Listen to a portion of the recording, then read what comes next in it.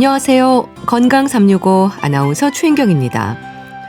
치핵은 일단 증상이 참 고약하죠.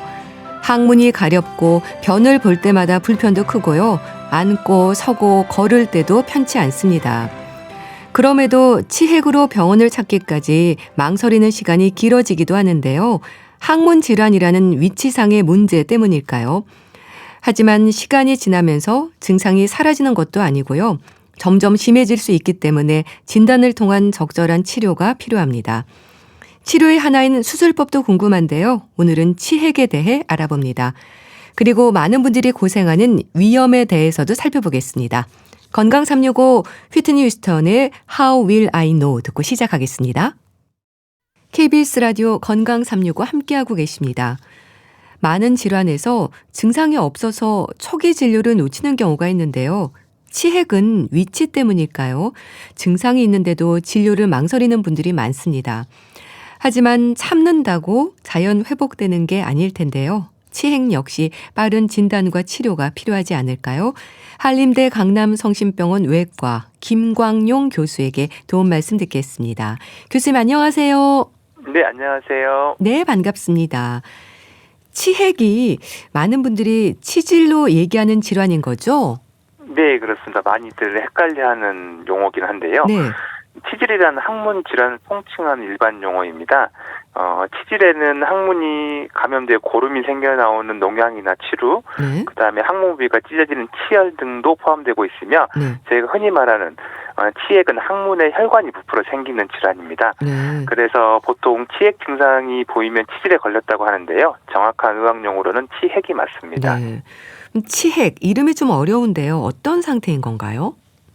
치핵은 항문 정맥이 우열돼서 늘어지고 종괴가 만져지면서 피가 날 수 있는 질환이라고 생각하시면 될 것 같습니다. 네. 이러한 치핵은 항문관 벽을 이루고 있는 항문 쿠션 조직이라는 곳에서 발생하게 되는데요.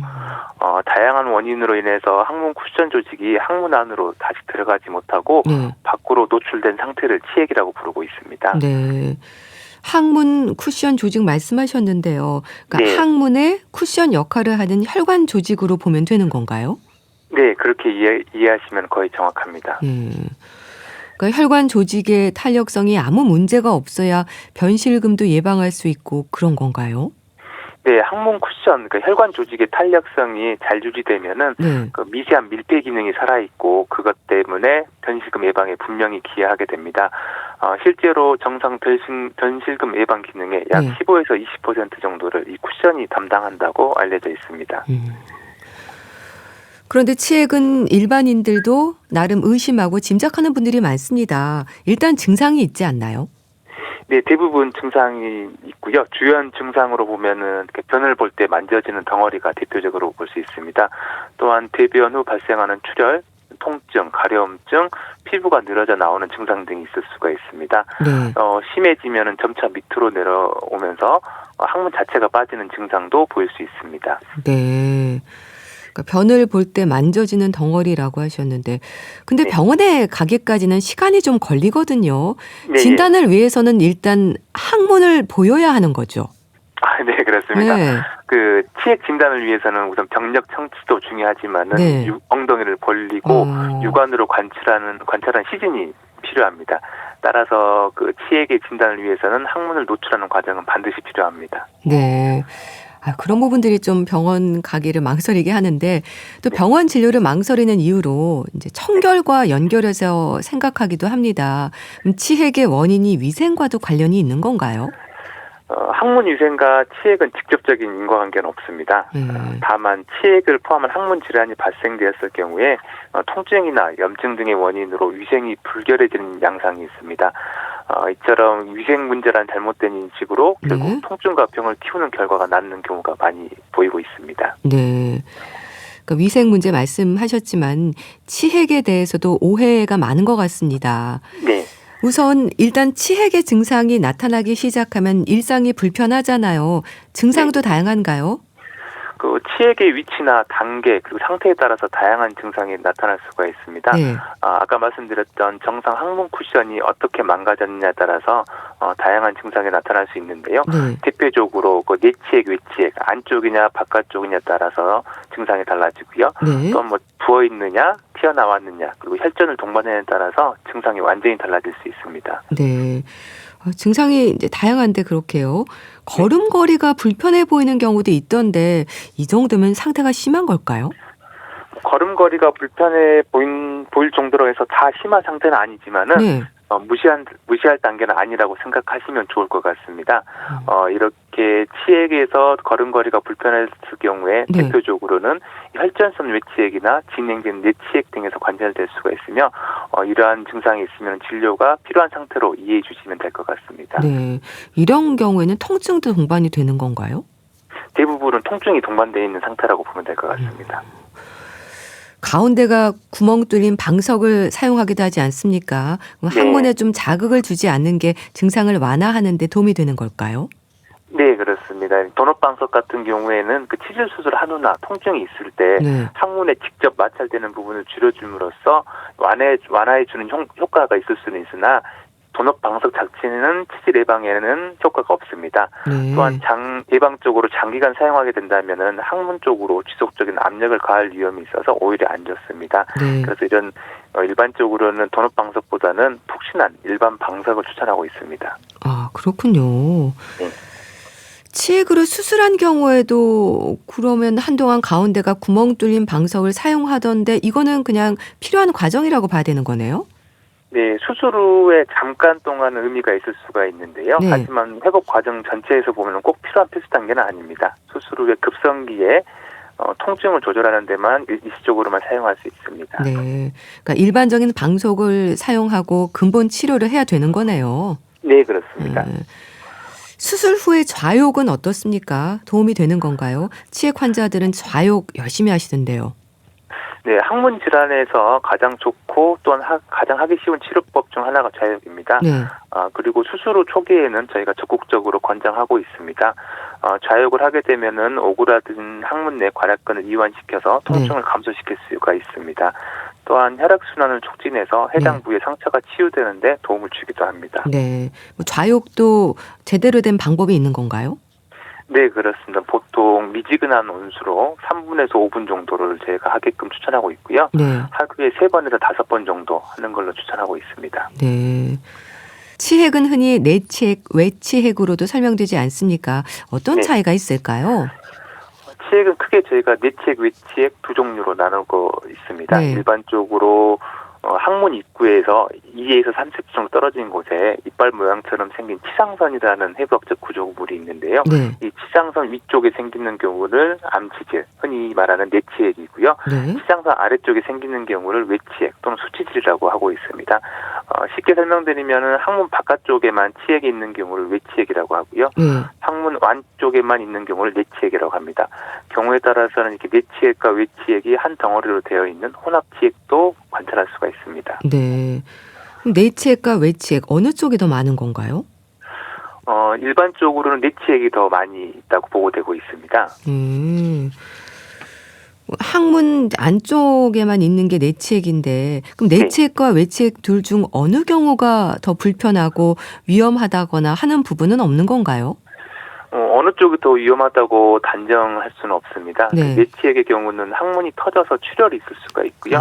하지만 내치핵은 항문 밖으로 뒤집어져 나와서 피가 통하지 않는 상태가 되고 이렇게 부어서 아픈 경우를 제외하고는 대부분 통증이 없는 경우가 많습니다. 네. 반면 외치핵은 혈액에 뭉쳐 혈전을 이루어서 이렇게 팽창됨으로 통증을 호소하는 경우가 많습니다.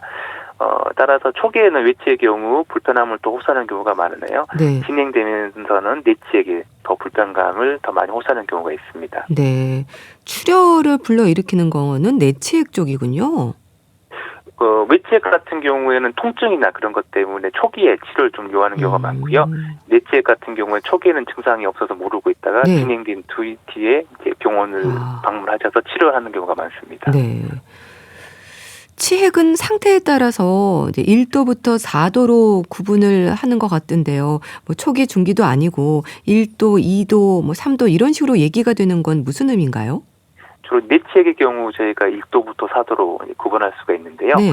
1도의 경우에는 치핵이 항문 직장 내에 있는 상태로 저희가 생각하시면 될 것 같고, 네. 2도의 경우에서는 배변 시에 치핵 덩어리가 나왔다가 저절로 들어가는 경우, 3도의 경우에서는 밀려 나오는 게 손으로 밀어 넣어야 들어가는 경우, 예. 4도의 경우에는 평상시에도 치핵 덩어리가 늘 항문 밖으로 빠져나와 있고 손으로 밀어 넣어도 들어가지 않는 상태를 말하게 됩니다. 네.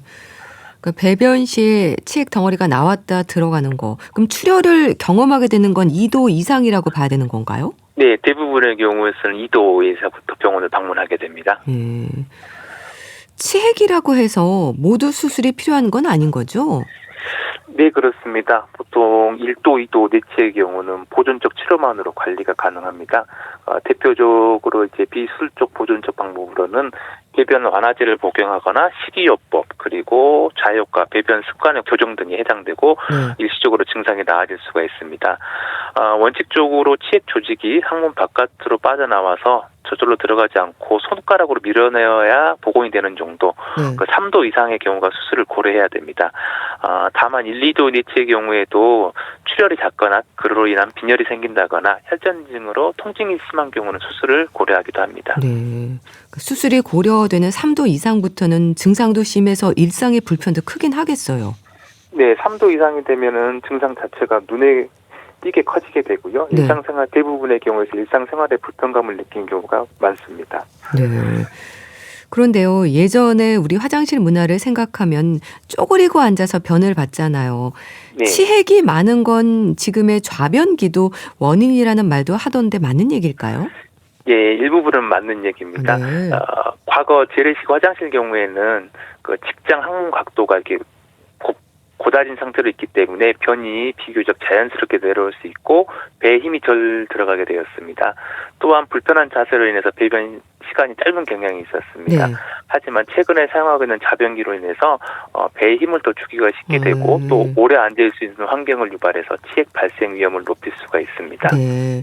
오래 앉아 있는 거 지적하셨는데요. 뭐 요즘은 스마트폰을 들고 화장실에 가는 분들도 많고 컴퓨터 앞에서 보내는 시간이 많기도 하잖아요. 네, 오래 앉아 있는 습관과 치핵은 어떤 관계가 있는 건가요? 오랜 시간 변기에 앉아 있거나 오랜 시간에 앉는 자세 자체가 항문 혈관 안에 피가 고여 혈관을 이렇게 늘어나게 해서 치핵을 유발할 수가 있습니다. 또한 항문 쿠션을 지속적으로 압박하게 돼서 탈출형 내치핵으로 이어지기가 쉽습니다. 네. 그 여성들은 또 임신 중에 치핵으로 고생하기도 한다는 건 어떻습니까? 이것도 복압과 연결해서 생각할 수 있는 부분일까요? 네, 그렇습니다. 그 임산부 치핵은 임산부 치핵과 출산 후 치핵은 그 흔히 발생하는 질환으로서요. 네. 임산부 중에 약 절반 정도가 겪는다고 알려져 있습니다.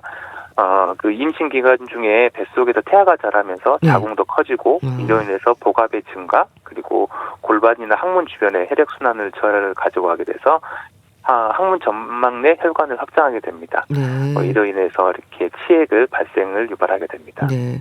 그러면 출산 후에 좀 나아지는 건가요?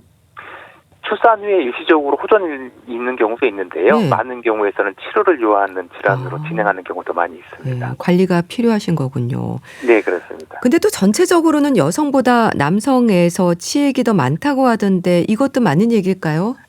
그렇지는 않습니다. 남녀에서 유병률은 비슷하게 나오고 있는데요. 다만 남자분들이 병원에 더 쉽게 찾아오고 그리고 수술까지 가는 비율이 높아서 남자분들이 더 많다고 알려져 있습니다. 네. 전체적인 유병률은 남녀 비슷한 걸로 알려져 있습니다. 네. 치핵인 줄 알면서도 병원에 가는 걸 계속 미루는 분들도 많습니다. 아무래도 방치가 되면 다른 질환의 위험으로도 이어질 수 있을까요? 치핵을 방치한다고 해서 암이나 다른 질환으로 변하지는 않습니다. 하지만 직장암이나 항문암 같은 질환을 치핵으로 오인할 가능성이 좀 있고요. 네. 또 치핵이 방치되게 되면은 다른 항문 질환인 치루나 항문주위 농양 같은 합병증으로 이어질 위험은 분명히 있습니다. 네. 요즘은 뭐 비데 사용이 많아지고 있는데요. 잘 사용해야 효과가 있다는 말도 하거든요. 오히려 문제가 되는 경우도 있는 걸까요? 비데 같은 경우 사용할 때는 수압을 너무 세지 않게 이용하는 게 좋고요. 네. 사용 후에는 반드시 물기를 닦아내거나 건조 기능을 사용해서 잘 말리도록 하도록 저희가 주의를 주고 있습니다. 네. 이 치핵이 골반 주위 근육에도 영향을 줄 수 있다고 하던데 이게 어떤 의미일까요? 치핵을 오래 방치하게 되면은 골반적 근육과 항문 괄약근이 과도하게 긴장되거나 또 오래 지속되면은 이렇게 지치게 되는 경우가 있습니다. 네. 치핵으로 인한 통증으로 인해서 괄약근이 항상 근육 긴장 상태에 놓일 수 있게 되고요. 그로 인해서 기능적 배변 장애도 유발할 수가 있습니다. 네. 이러한 증상이 지속되다 보면은 반대로 주위 근육들이 지치게 되고 결과론적으로는 변실근과 같은 기능 저하도 유발하기도 합니다. 그럼 방치될수록 치핵의 크기도 점점 커지는 건가요? 네, 그럴 가능성이 큽니다. 기본적으로 치핵은 항문 쿠션 혈관이 늘어나고 혈액이 고인 상태입니다. 네. 관리를 통해서 일시적으로 좋아지는 현상이 나타날 수 있지만은 이러한 원인들이 교정되지 않은 상태가 지속된다면은 작았다 커졌다를 반복하면서 결과론적으로 크기가 진행하는 경우가 많습니다. 네. 치핵의 수술에 대한 얘기도 좀 해보겠습니다. 이제 수술이 결정된 분들 중에 마취에 대한 걱정이 크던데요. 전신 마취가 필요한 건가요? 꼭 전신 마취가 필요하지는 않습니다. 네. 하반신 마취라고 알려져 있는 척추 마취를 더 많이 시행하고 있고요. 전신 마취 같은 경우에는 수술 범위가 넓거나 심한 치핵의 경우 또한 대부분의 경우는 환자분들의 선호에 의해서 시행되고 있습니다. 네. 또한 부위와 정도에 따라서는 국소 마취를 시행하는 경우도 있습니다. 네. 척추 마취를 한다고 하셨는데 근데 척추를 통한 하반신 마취는 위험하지 않을까 이런 생각도 하시던데요. 어떨까요? 어떤 경우에 시행되는지도 궁금한데요. 네. 그 척추 마취는 비교적 안전한 마취에 속하게 되고요. 네. 치핵 수술에서는 표준처럼 널리 쓰이는 마취 방법입니다. 주로 수술 시간이 짧거나 치핵 수술 등과 같이 하반신만 수술하는 경우에 많이 사용되고 있고요. 네. 또한 전신 마취에 부담이 있는 고령자라든가 심폐질환자 등에서 많이 쓰이고 있는 마취 방법입니다. 네. 치핵 수술 후에 생길 수 있는 부작용의 위험은 어떨까요? 치핵 수술에 생길 수 있는 부작용으로는 대표적으로 항문 협착증이나 변실금, 출혈 등이 발생할 수가 있습니다. 네. 항문 협착증 같은 경우에는 1.5에서 4% 정도에서 발생을 하게 되고요. 네. 변실금의 경우에는 치핵 절제술 시 뇌 괄약근이 손상되는 경우에 발생될 수가 있는데 영구적인 변실금은 거의 발생하지 않는 것으로 보고되고 있습니다. 네. 마지막으로 출혈의 경우에서는 0.5에서 5% 정도에서 발생할 수가 있는데요. 평균 7일까지는 출혈이 있을 수가 있고 길게 3주까지는 있을 수는 있는데 대부분의 경우에서는 저절로 좋아지는 걸로 알려져 있습니다. 네. 항문 협착증, 변실금, 출혈 같은 게 있을 수 있다고 하셨는데 증상에 따라서는 되도록 빨리 병원으로 가야 하는 경우도 있을까요? 네, 극심한 통증을 동반하거나 출혈량이 많거나 그리고 그 출혈이 많지는 않더라도 반복적이거나 튀어나온 조직이 안으로 들어가지 않고 지속적으로 만져질 때 그리고 고열을 동반될 때는 최대한 빨리 병원으로 가는 것이 좋습니다. 네. 치핵 수술을 한 후에도 다시 생길 수 있습니까? 네, 일반적으로는 1에서 2% 정도에서 재발이 발생하는 것으로 알려져 있습니다. 네. 그 치핵과 관련된 항문 쿠션 조직은 크게 세 군데가 있는데요. 네. 만약에 세 군데 중에서 한 군데를 수술했으면 그 부위에서는 다시 재발하지는 않습니다. 다만 그 수술 후에 잘못된 생활 습관이나 적절하지 않은 항문 관리를 하게 되면은 나머지 두 개의 쿠션에서 치핵도 발생할 수 있다고 알려져 있습니다. 네. 잘못된 생활 습관 지적하셨는데요. 배변 습관이라든지 생활 습관에 대한 개선과 실천이 중요할 것 같습니다. 좀 짚어주세요. 네. 첫 번째로는 오래 앉아 있는 거를 좀 피하는 게 좋습니다. 네. 오래 앉아 있으면은 그 항문 혈관 안에 피가 고여서 혈관이 늘어날 수가 있어서요. 한두 시간 정도 앉아 있다면은 5분 정도 휴식을 취할 겸 일어나는 게 좋습니다. 또 차가운 곳에 앉아 있는 것도 피하는 게 좋고요. 마찬가지로 화장실에도 5분 이상 앉아 있는 것을 피하는 게 좋습니다. 그리고 가능하면은 하루에 3번 정도 좌욕을 시행해 주시는 게 좋고요. 이러한 좌욕은 괄약근을 이완시켜서 통증도 감소할 수 있고 혈액 순환을 촉진해서 상처 치유에도 도움이 되게 됩니다. 그리고 마지막으로 복압으로 올라가는 행동을 좀 피하시는 게 좋고요. 무거운 거를 드신다거나 가파른 산을 오르는 일, 격한 운동 등을 증상이 있는 경우는 격한 운동 등을 좀 피하시는 게 좋습니다. 네. 치액이 있으신 분들은 이제 말씀 주신 부분들 관리하시면 좋을 것 같고요. 밖에서 변을 보게 될 때 물티슈를 사용하는 분들도 많은데요. 이건 어떨까요? 배변 후에 항문 청결을 위해서 화장지나 휴지, 물티슈를 사용하는 건 당연한데요. 일반 화장지에 비해서 물티슈를 사용하게 되면은 잔변 처리가 용이하고 항문 가려움증 등에 도움이 될 수 있습니다. 다만 물티슈를 과도하게 사용하거나 잘못되게 사용하게 되면은 항문 피부와 점막 손상을 유발하게 되고 치열 등의 항문 질환을 유발할 수가 있습니다. 따라서 이제 물티슈 같은 경우에는 너무 세게 닦거나 자주 닦는 것보다는 잔변 처리용으로만 사용하시는 게 좋을 것 같습니다. 네. 앞서 비데 사용 잠깐 말씀 주셨는데 요즘 공용 화장실에서도 비데가 설치된 경우가 많잖아요. 비데 사용과 관련해서는 주의사항 어떤 게 있을까요? 아까도 말씀드렸는데 비데는 사용하는 걸 저희가 추천을 하고 있는데요. 다만 수압이 너무 세는 거를 좀 피해 주셔야 될 것 같고 사용 후에는 물기를 반드시 말려주시고 건조 기능을 사용하는 게 배변 습관 관리에 도움이 될 것 같습니다. 네, 알겠습니다. 자, 오늘은 치핵과 관련해서 말씀 드렸는데요. 한림대 강남성심병원 외과 김광용 교수와 함께했습니다. 감사합니다. 네, 감사합니다.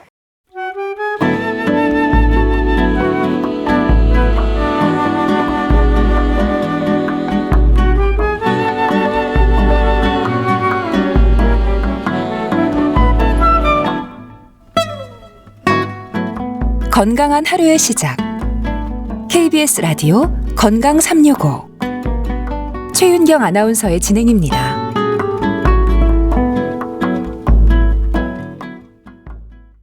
KBS 라디오 건강 365 함께하고 계십니다. 위염은 흔한 증상이죠. 증상으로도 위염 진단을 받는 경우가 있고요. 위 내시경 결과로 위염 소견을 받기도 합니다. 위 점막에 염증이 생기는 위염. 급성과 만성으로도 구분되는데요. 어떤 의미일까요? 인제대학교 의과대학 가정의학과 김경우 교수에게 도움 말씀 듣겠습니다. 교수님 안녕하세요. 네, 안녕하세요. 우리나라 사람들에게 위염은 흔하죠? 네, 매우 흔한 질환인데요.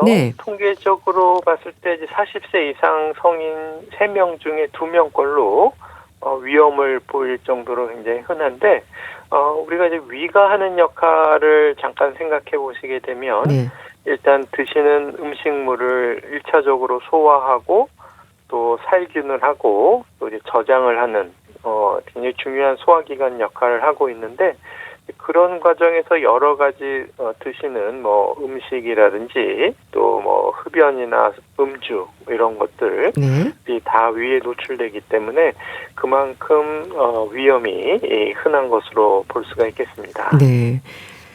그런데요, 위염에 대해서는 많은 분들이 대수롭지 않게 여기는 경우도 많은데요. 어떤 상태인 걸까요? 네, 그 위에 그 안쪽 점막에 염증이 생긴 상태 이렇게 볼 수가 있겠는데요. 우리가 위하게 되면은 이제 강한 위산이 이제 분비되는데 이 위산은 여러 가지 세균이나 바이러스를 없애는 역할도 하지만 또 반대로 우리 위 점막을 손상시킬 수 있는 그런 또 해로움이 있을 수가 있는데 이러한 위산으로부터 우리 점막을 보호하기 위해서 이제 점액이 나와서 위산으로부터 이제 점막을 보호하는 역할을 하는데 위산이 너무 과다하거나 아니면 위 점막을 보호하는 점액이 약해지거나 이 점액층이 손상이 되게 되면 바로 이제 위 점막이 또 이제 손상이 될 수가 있어서 이러한 산과 펩틴 장애로 인해서 위 점막에 염증이 생기는 것이 이런 상태다 이렇게 볼 수가 있겠습니다. 네. 그런데 위 내시경을 하지 않더라도 증상으로 약을 처방받기도 하잖아요. 위염의 특징적인 증상들이 있는 걸까요? 네, 우선 그 위장 증상, 상복부에 불편감이나 통증이 있다든지, 아니면 소화가 좀 잘 안 되거나 헛배가 부른다든지, 또 울렁거린다든지, 또 입맛이 없다든지, 뭐 이렇게 나타나실 수가 있겠는데, 이런 것은 위염에서만 나타나는 특징적인 증상은 아니고, 다른 질환으로도 이렇게 좀 상복부의 불편감이나 소화 불량, 울렁거림 뭐 이런 것들이 생길 수가 있기 때문에 반드시 뭐 위염 때문에 그렇지는 않지만은 워낙 흔하고 그런 경우에는 일단은 검사가 꼭 필요하지 않다면 우선 약을 처방받고 약을 먹으면서 네. 경과를 증상이 호전되는지 이런 것들을 좀 관찰하는 목적으로 우선 약을 좀 처방해 볼 수가 있겠는데요. 네. 우선 증상만으로는 그 위험을 확진할 수는 없다 이렇게 보실 수가 있겠고 네. 이제 심한 경우에는 이제 약을 드시는 것보다 또 반드시 내시경 검사와 같은 정밀 검사가 필요한 경우도 있겠습니다. 네. 위험을 얘기할 때 급성, 만성뿐 아니라 다양한 양상으로 구분이 되던데요. 어떤 의미인가요? 네, 이렇게 위험이 매우 흔하면서도 여러 가지 다양한 원인이 이 위험을 일으킬 수가 있고 네. 또 위험도 이제 아주 경미한 거에서부터 이제 심한 정도까지 범위도 다양하기 때문에 네. 이렇게 구분도 역시 이제 다양하게 할 수가 있겠는데 우선 이제 급성과 만성 같은 경우에는 위험의 발생 시기를 가지고 네. 오래됐느냐 아니면 최근에 생겼느냐를 구분할 수도 있겠고요. 네. 또 이제 위험이 생긴 원인이 이제 어떤 것일까? 어떤 감염에 의한 것인가? 네. 아니면은 약에 의한 것인지 아니면 직접 위점막을 손상시키는 어떤 그런 화학물질에 의한 것인지 네. 라든지요. 또 아니면 우리가 이제 내시경으로 이렇게 위 점막을 들여다 보는 것보다는 사실 이제 현미경으로 들여다보는 것이 더 정확할 수가 있겠는데 네. 이런 경우에는 우리가 이제 조직학적 소견으로 위염을 또 이제 분류할 수가 있겠고요. 하지만 이제 이렇게 현미경으로 보기 위해서는 조직 검사를 해서 떼어낸 조각을 우리가 현미경으로 봐야 되는 그러한 까다롭고 좀 불편한 침습적인 과정이 필요할 수가 있겠고요. 네. 또 위염이 이제 위장에서 이제 어느 부위에 생겼느냐, 전정 부위에 생겼느냐, 위저부에 생겼느냐, 이렇게 생긴 위치에 따라서 굉장히 다양하게 나눌 수가 있겠는데, 네. 이런 분류를 통해서 이제 또 치료 방침이나 추적 관찰 아니면 이제 다른 추가적인 검사 이런 것들을 고려하고 결정할 수가 있겠습니다. 네. 또 헬리코박터균이 위염의 중요한 원인으로 지적이 되기도 하던데요. 이것도 어떤 의미인지 궁금합니다. 네, 헬리코박터 이 세균은 그 만성 위염의 주요 원인이 되겠는데요. 네. 위 점막은 이제 강한 산성이 있기 때문에 일반적인 세균이나 바이러스가 생존하기 어려운데 이 헬리코박터균은 특이하게 위 점막에 기생하면서 장기간 생존할 수 있는 세균이 되겠고, 네. 특정 효소를 분비해서 이제 암모니아를 생성하면서 점막을 손상시키고, 이것이 장기적으로 점막의 위축이라든지 점막의 변성을 초래하고, 또 이제 드문 경우지만 그 중에서 일부 세균은 독한 헬리코박터균의 경우에는 이제 위궤양이나 또 위암을 일으킬 수 있는 것으로 지적이 될 수가 있어서 네. 이러한 그 위험이 심하고 또 위궤양이나 또 위암 위험이 높다. 그렇게 좀 고위험군 중에서 헬리코박터균이 발견되시는 분들은 네. 헬리코박터균이 이러한 위험의 원인이 될 수가 있기 때문에 네. 세균 치료가 권고가 될 수가 있겠는데 네.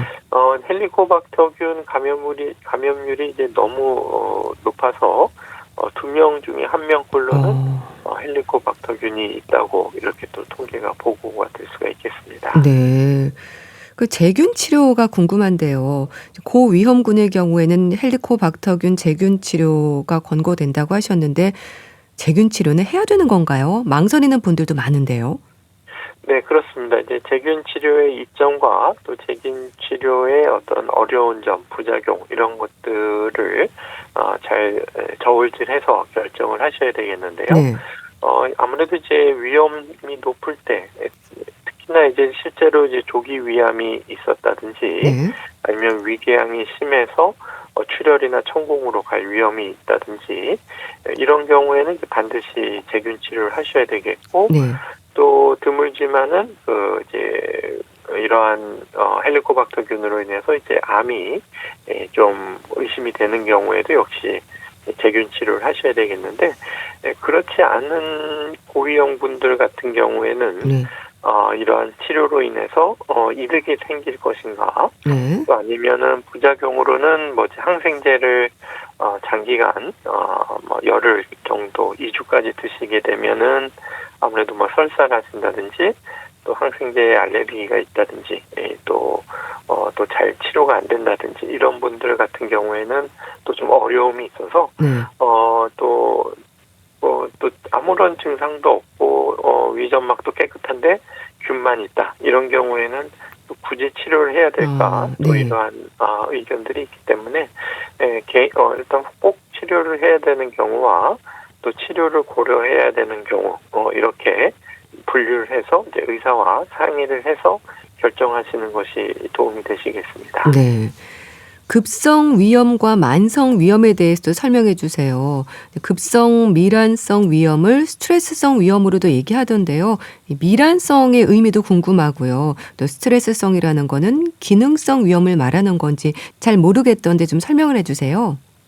네, 우선 그 미란이라는 단어는 어떻게 보면 이제 작은 궤양이 생겼다, 점막 표면이 좀 헐었다 이렇게 보시면 되겠고요. 네. 이제 급성 위염 같은 경우에는 위점막에 이제 급성으로 염증이 생기고 진행되는 상태라서 점막이 좀 많이 부어 있고 실제로 이렇게 좀 출혈이 또 동반되어 있다든지 네. 그래서 이제 조금 더 진행하게 되면은 여러 가지 이제 합병증 위험성이 좀 증가할 수 있는 그런 상태라고 볼 수가 있겠고 네. 급성 위염은 이제 대부분 좀 적극적인 치료가 필요하다 이렇게 볼 수가 있겠고요. 네. 만성 위염 같은 경우에도 물론 이제 원인에 따라서 치료가 필요하고 원인이 되는 여러 가지 위험 요인을 관리하는 것들이 물론 만성 위염에서도 필요하실 수가 있겠고요. 네. 그다음에 이제 스트레스성 위염 같은 경우에는 이제 스트레스라는 단어가 우리가 이제 두 가지 의미가 있다고 할 수가 있겠는데, 네. 하나는 이제 우리 일상생활에서 이제 받는 스트레스, 신경을 많이 쓰는 일이 있다든지, 또 아니면 스트레스를 잘 받는 예민한 상태라든지, 이런 경우에 우리가 스트레스라고 부르고, 또 그런 분들이 실제로 또 위염이나 또 상복부 증상, 속쓰림이나 소화불량 이런 증상을 또 많이 호소하시는 경우가 있어서 이럴 때 이제 스트레스성 위염 이렇게 또 부르기도 하고요. 또 다른 의미의 스트레스성이라는 거는 이제 주로 병원에서 급성기에 갑자기 몸이 나쁜 상황이 됐을 때 외상을 받는다든지 큰 통증이 있거나 또 아니면은 큰 수술을 받는다던가 아니면 또 심한 감염증이 생겨서 또 몸에 또 쇼크 상태가 된다든지 이렇게 급성기에 이제 사람의 신체 상태가 갑자기 바뀌는 상태가 역시 또 우리 몸이 이제 스트레스성이라고 표현하게 되고 이러한 몸이 이제 스트레스에 빠지게 되면은 위점막 보호 기능이 떨어지기 때문에 이런 분들에게서 특히 위염이나 위궤양 이런 것들이 잘 생길 수가 있어서 이런 경우에 우리가 또 역시 스트레스성 위염, 스트레스성 궤양 이렇게 스트레스라는 단어를 또 쓰기도 하고요. 이제 마지막에 말씀하신 기능성 위염 이런 경우에는 우리가 위에는 이제 아무런 문제가 없지만 이제 위에 기능이 떨어져 있을 때 우리가 위에 기능하게 되면은 이제 음식물을 저장하고 또 잘 소화시키고 반죽하는 그런 역할을 하는데 그런 소화 기능이 떨어져 있을 때도 우리가 이제 기능성 위염 이렇게 부를 수가 있겠습니다. 네. 급성 위염에 대해 설명 주셨는데요. 그럼 만성 위염은 급성 위염이 제때 치료되지 않았을 때 만성이 되는 건가요? 특히 위 내시경 결과로 위축성 위염 진단을 받을 때 만성 위염에 대한 걱정을 하게 되는데요. 네, 그렇습니다. 이제 만성 위염은 이제 위염이 오래됐다는 뜻인데 말씀하신 것처럼 급성 위염이 제대로 잘 치료되지 않아서 이제 만성화되는 경우도 있지만 대부분 이제 처음부터 이제 급성으로 시작되지 않고 알게 모르게 서서히 조금씩 위염이 진행되는 그런 경우가 더 많을 수가 있겠는데 아무래도 이렇게 만성적으로 서서히 알게 모르게 진행되는 염증 같은 경우에는 헬리코박터균 감염이라든지 또 아니면 이제 식습관 좀 자극적이거나 맵고 짠 음식, 위의 점막을 약화시키는 식습관, 이런 음식 성분, 가공식품에 들어가는 여러 가지 첨가제가 또 위의 점막 보호를 또 떨어뜨리는 경우도 있어서 가공식품을 좀 많이 섭취한다든지 아니면 또 이제 우리가 이제 피부주름처럼 이제 연세가 많이 드시면서 위에 염증이 생긴다든지 뭐 이런 경우도 역시 만성 위염이 원인이 되겠는데 특히 이제 위축성 위염 이런 경우에는 우리가 위 점막이 위축이 돼서 위점막의 기능이 좀 떨어졌을 때, 위점막이 얇아졌을 때, 우리가 위축성 위염, 이렇게 위내시경으로 진단을 받게 되겠는데, 이렇게 어떻게 한번 진행된 위축성 위염이 다시 이 위에 점막이 두꺼워지고 위샘, 분비샘들이 다시 재생되고 이런 회복되는 가능성이 좀 많이 떨어지는 상태라고 보기 때문에 위축성 위염 이런 경우에는 좀 만성 위염이 좀 많이 진행되는 상태다 이렇게 볼 수가 있겠습니다. 네. 그러면 혹시 위암의 위험 신호인가 불안감을 갖기도 하는데 어떨까요? 네, 이제 위축성 위염이 없는 분들에 비해서는 아무래도 위축성 위염이 있는 분들에게서 위암으로 발전하는 확률이 상대적으로 좀 높은 것은 사실이긴 하지만은 그렇다고 해서 위험 신호라고 보기에는 실제로 이제 위축성 위염에서 위염으로 발전하는 경우는 매우 적기 때문에 과도한 불안을 하실 필요는 전혀 없고요. 하지만 헬리코박터 제균이라든가 위암을 예방하기 위한 여러 가지 식습관, 특히 흡연이나 음주를 하시는 분들이 위축성 위험이 있다면 흡연이나 음주는 중단하시는 것이 필요하겠고 또 이제 정기 검진 2년마다 위내시경 하시는 것들은 이제 꾸준히 받으셔서 암을 조기에 발견하는 이러한 노력들이 필요하신데 만약에 이제 체중이 계속 좀 의도하지 않았는데 빠지신다든지 아니면은 이제 위에서 이제 출혈이 생긴다든지 위에서 나는 출혈은 사실은 이제 겉으로는 잘 알 수가 없는데 우리가 원인은 알 수 없는 빈혈이 생기거나 아니면 출혈량이 좀 많게 되면은 변을 보실 때 검은 이제 짜장면 같은 찐득한 변이 나온다. 이런 경우에는 중간에 반드시 의사의 진료를 받고 필요한 경우에는 위궤양이나 위에 문제가 생기지 않았는지 확인하는 것이 필요하실 수가 있겠습니다. 네. 위축성 위염에 대해서 설명 주셨는데요. 또 위축성 위염과 함께 장상피 화생이라는 진단이 나오기도 하잖아요. 장상피 화생은 뭔가요? 네, 그렇습니다. 이제 위염이 만성화돼서 이제 위점막이 많이 위축이 되게 되면 뭔가 이제 새살이 나와야 되는데 정상적인 위점막으로 재생되는 것이 아니고 위점막이 아닌 이제 장상피, 장에 있는 상피 세포가 자라는 상태가 우리가 장상피화생 이렇게 볼 수가 있겠습니다. 그래서 위에 정상적으로 있는 상피 세포가 아닌데 좀 다른 장상피 세포가 자라는 경우를 우리가 장상피화생이라고 부르게 되고 물론 이제 장상피화생 자체가 반드시 이제 위암이 생기는 건 아니지만 장상피화생이 없는 분에 비해서는 장상피화생이 있는 분에서 위암 발생이 역시 조금 더 증가하는 것으로 알려져 있기 때문에 역시 장상피화생은 위축성 위염에 동반되는 관찰되는 소견이 되겠고 모두 위암이 생기는 건 아니지만 역시 위험 요인이 있다면 위암을 일으킬 수 있는 위험 요인이 있다면 반드시 생활 개선을 하시는 것이 중요하다고 할 수가 있겠습니다. 네. 참 위험이 단순하지만은 않다는 그런 생각이 드는데요. 자, 그렇다면 어떤 증상들이 있을 때 위 건강을 살펴야 될까요?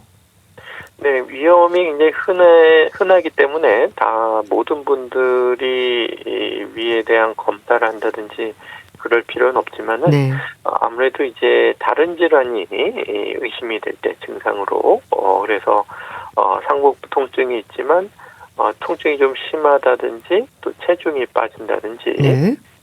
실제로 이제 또 검은 변이 생긴다든지 네. 이런 경우에는 중간에 내시경 검사가 필요할 수가 있겠고 또 이제 위염이 단순히 이제 경미한 정도에 그치는 게 아니라 진행이 돼서 위가 좀 많이 헐게 되고 그럼 이제 윗궤양이 생기면서 이렇게 헐은 것에서 이제 출혈이 생기거나 조금 더 헐게 되면은 위에 구멍이 뚫리는 위천공으로 진행되는 것이 의심될 때는 긴급한 검사와 치료가 필요하실 수가 있겠는데 네. 우리가 이제 위천공하게 되면은 아무래도 이제 극심한 상복부 통증 그리고 이제 천공된 쪽으로 이제 염증이 생기게 되면 네. 복막염으로 진행될 수가 있고 이렇게 되면 또 심한 발열이 생긴다든지 이런 경우에는 반드시 신속한 검사가 필요할 수가 있겠고 또 위험이 있지만 우리가 정기적인 내시경 검진 이런 것들은 주기적으로